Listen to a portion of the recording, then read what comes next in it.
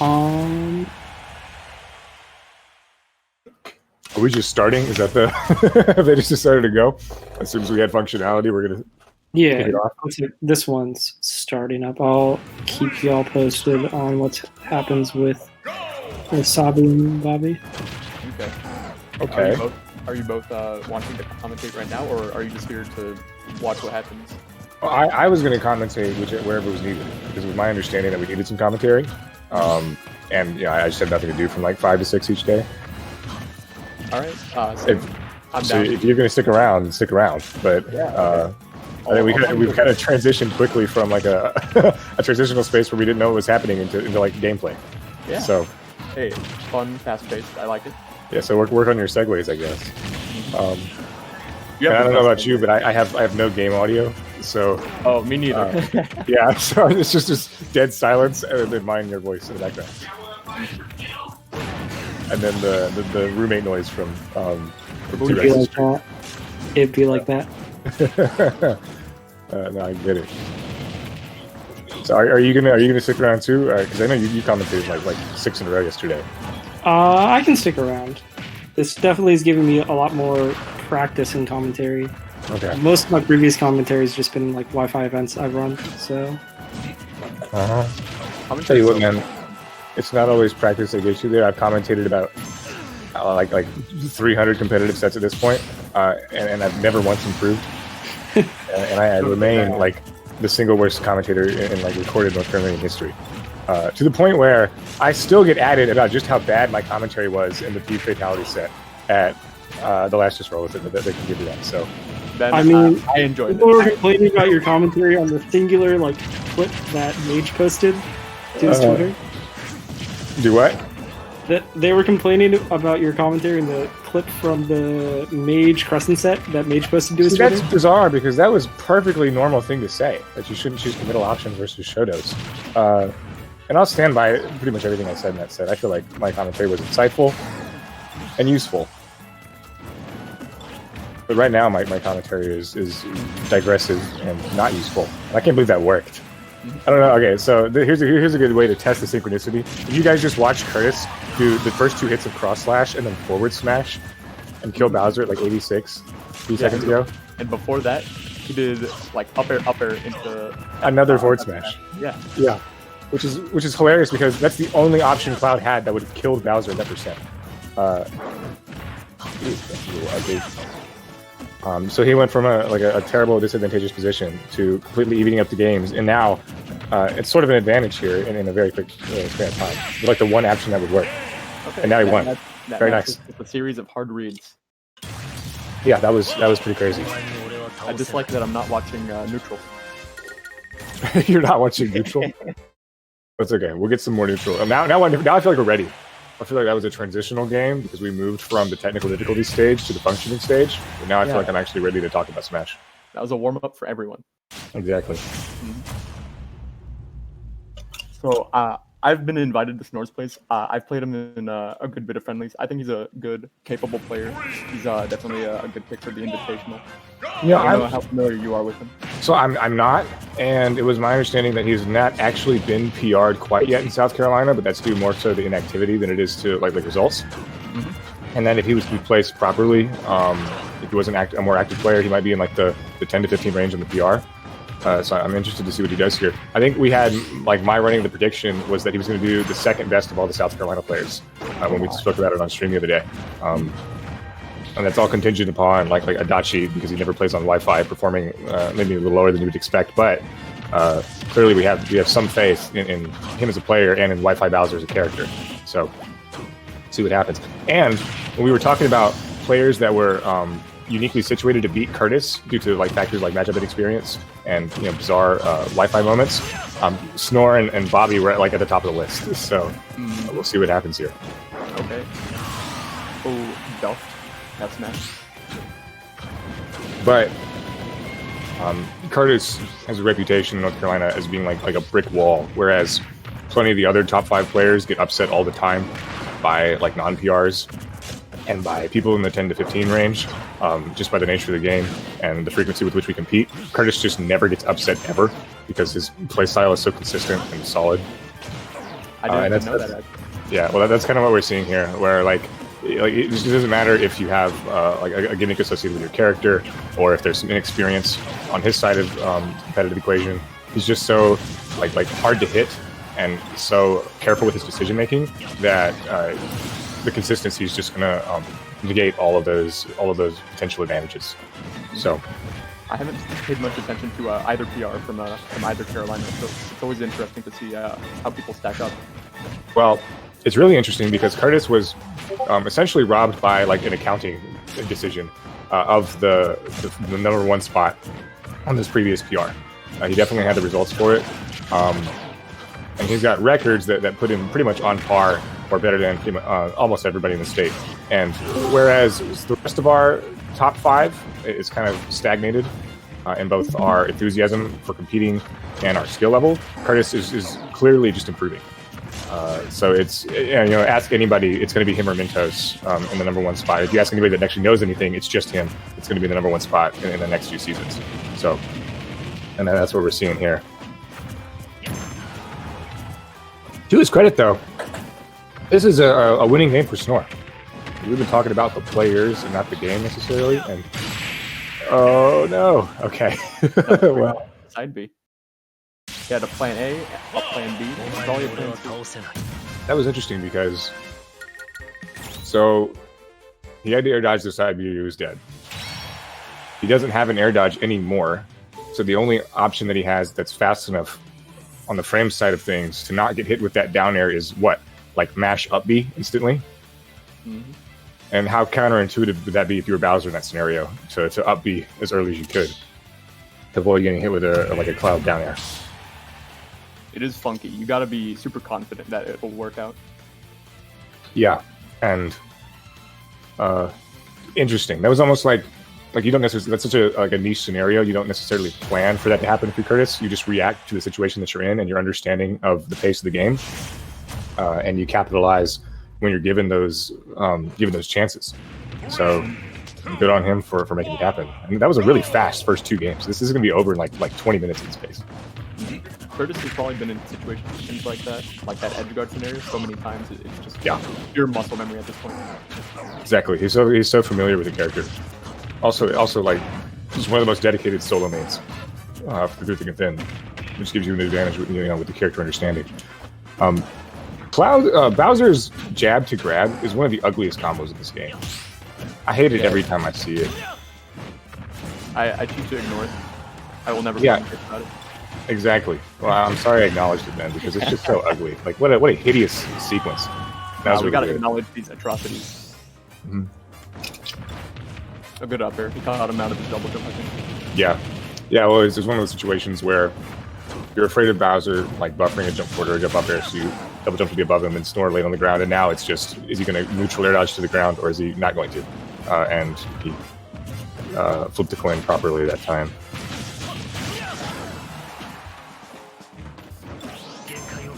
I think of Bowser as being... Actually, I was going to ask you, what do you think of the random stage selection in these first to 5s? Oh, I'm just glad to not be part of it. But it's a fair selection. Like the stages that are available, I don't think any of them are like Yoshi's Island Brawl awful. So there's no way that's legal, right? No, I was about to say that's definitely not included. But think about it for characters like Falco's in this tournament with Mage. There are obviously stages where Falco has a tremendous advantage. Like I would much rather fight Falco on, say, Kalos than Yoshi's. And so it's going to be, how Mage performs in some of these first to 5s might be contingent on the random stage selection, which obviously removes some of the competitive elements from the tournament. So it kind of clashes with the idea of having first to 5s. You expect these sets to be based around who can adapt the best, but sometimes you just get pulled a random card that is definitely not in your favor. Well, we saw Kevin mentioning his set with his first to 5 with Curtis that they landed on Smashville 3 games and they landed on FD once. And when when Kevin plays Cloud offline, those are the 2 stages that he bans. So he ended up on 2 stages. 4 of the 5 losses that he took were on stages that he would have banned for a competitive set. So definitely interesting. speaks to how seriously you should take some of these. It is. Oh, that is that was like that's even more interesting. Yeah, the single most Wi-Fi thing we've seen in this so far. Just run off and immediately. What do you think that was supposed to be? So he did mean to dash back. He did mean to be reverse. He just didn't expect to fall off the stage. Yeah, I agree with that assessment. That's pretty rough. That's unfortunate. Now you're down 3 games against somebody that's incredibly difficult to take games off of. So rough. Rough, but I've seen bigger comebacks. And sometimes it just be like that, man. I'm sure Curtis feels good about that. Or does he? Is he one to shake his head after the opponent SDs? Well, he likes winning. I mean, everyone likes winning. I think he'd rather win. I think if he was given so if this was 5-5 and Snore SD'd on his last stock, I don't think Curtis would be the kind of person to be like, all right, let's do a 1-stock rematch, or to homie stock him in the scenario where he SD'd early. We're competitors and he's competing, so he's more interested in winning than he is winning the right way or some arbitrary scope of the right way. Right. I'm familiar with that. Ugh.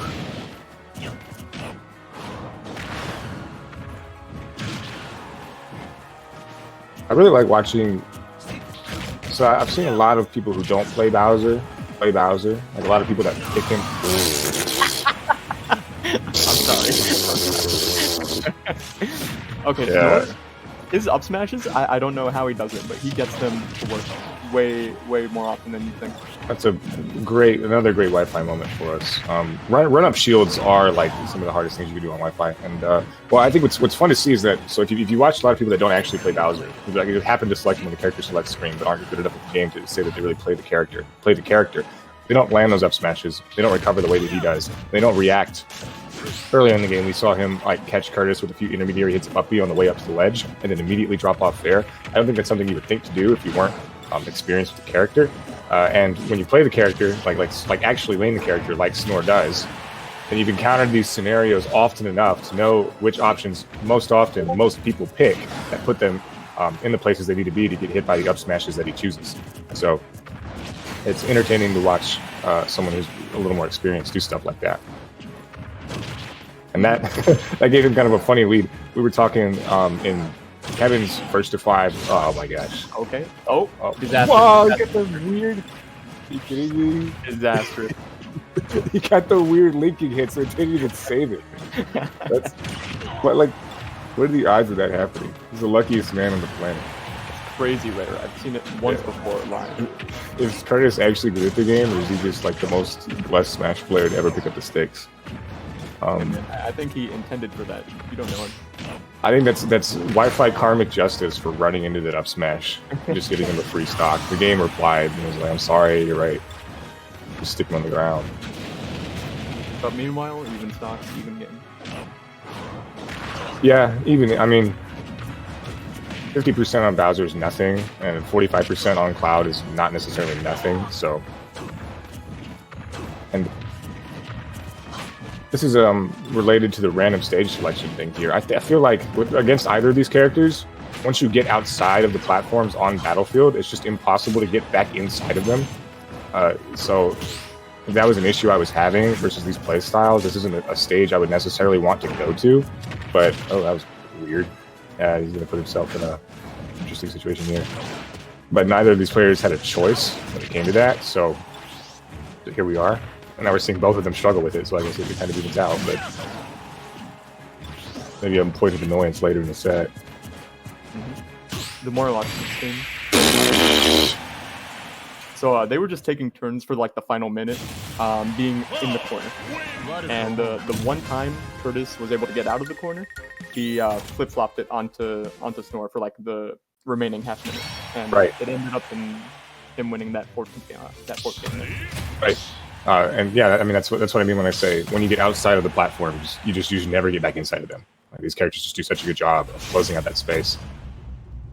And that was another scenario where the only move that Cloud had that would have killed Bowser in that scenario was forward smash, and Snore got hit by a forward smash, and not even ran right exactly a red option forward smash, just a weird drop shield circumstantial forward smash. So I'd be frustrated if that happened to me, but it happens. it kind of seems like a Randy forward smash, but when one is in the corner, you want to move forward. So Dietsoda was just aiming for where he wants to go. You're right. Complex analysis from Christian Alonso here. It seems complex. Okay, not really. Okay, well, that one.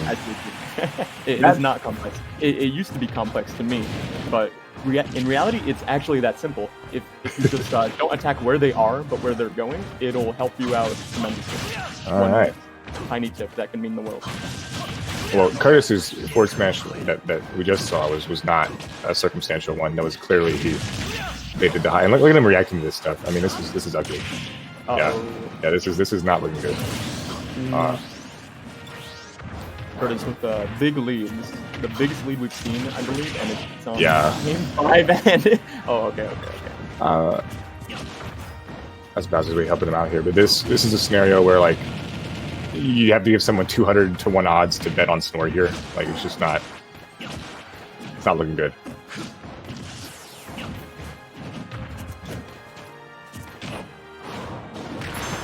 You know, if you still died first on Bowser's side, then this could be doable. You're right. Thankfully, they took that out.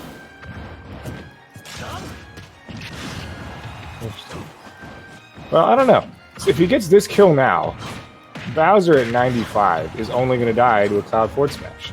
So if he makes the adjustments from the previous games and avoids the Cloud forward smash, then this is not a terrible position. So see what happens. Maybe Curtis will regret just throwing away his second stock here. Smash ultimately is a game of stocks. The percentage seems bad right now for Snore, but the stock. Well, I think if you consider the characters, it doesn't even seem necessarily that bad. I don't know though. We're getting close though. Like right now, if he got hit at the ledge with the cross slash, it wouldn't kill, but it would put him in such a terrible position that it's close. I think 2 more neutral wins, like good neutral wins, and Snore takes the match. Well, if he goes for one of those crazy up smashes, what do you do here? Just full hop off the ledge to get around this. This limit is crucial. If you can get him with this limit, then obviously it's over. But if I'm Snore, oh, see that was really that was a reaction. That was dangerous. Is what it was, but it worked out. Ooh.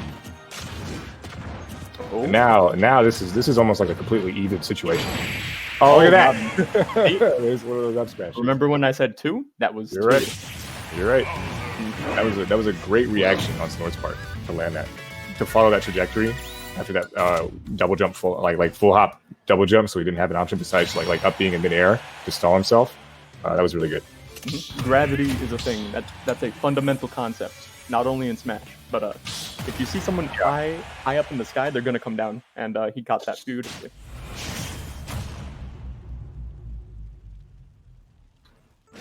Once again, complex analysis. It's true. I've been studying this. It's not wrong. Signs of life for Snore. He's on the board. Yeah, and this, like, am I crazy? I don't know. I've been a bunch of assertions on stream yesterday that were, like, I would find out later were just completely wrong. It is my understanding that this is a stage that Bowser players like. Like, this is a preferred stage for Bowser. It makes sense to me. He takes up half the stage. He takes up half the stage. He doesn't die on any stage, even small stages, whereas the smaller blast zones give all of his kill moves an advantage here. I really like this angle that Snore chooses to go back to the ledge, because if you go too low, it makes it too easy to time the down air. But if you do this, like this sort of interesting, like 15-degree, almost straight at the ledge type angle, it makes it harder. You come at it a little quicker, and you can't react as easily. That's another thing. Well, dipped a little bit high that time. Flubbed it. I think that might be the first time he flubbed it.